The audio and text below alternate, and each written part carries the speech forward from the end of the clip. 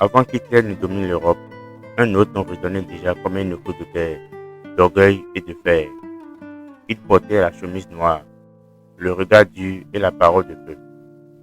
Benito Mussolini, le fondateur du fascisme, l'homme qui transforma une Italie fragile en dictature brutale. Voici l'histoire de celui qui ouvre les portes de l'enfer avec le sourire. Né en 1883 dans un petit village d'Émilie-Romagne, Benito Mussolini est le fils d'un forgeron socialiste. Très tôt, il rêve d'un destin hors du commun. Exilé, professeur, journaliste, il manie les mots comme des armes. En 1919, il fonde les faisceaux italiens de combat, ancêtres du fascisme, un mouvement violent nationaliste qui promet l'ordre par la force. En octobre 1922, Mussolini orchestre la marche sur Rome. Les chemises noires envahissent la capitale. Le roi Victor Emmanuel III a perdu une guerre civile, lui confie le pouvoir. Mussolini devient Premier ministre en apparence légale. En réalité, c'est le début d'une dictature. Dès 1925, il proclame IDOS, le guide de contrôle la presse, l'éducation, la culture. L'opposition est musclée, les syndicats interdits.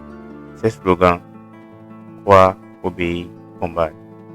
Tout pour l'État, rien hors de l'État. Il fait arrêter, torturer ou tuer ses opposants. L'Italie devient un laboratoire du fascisme.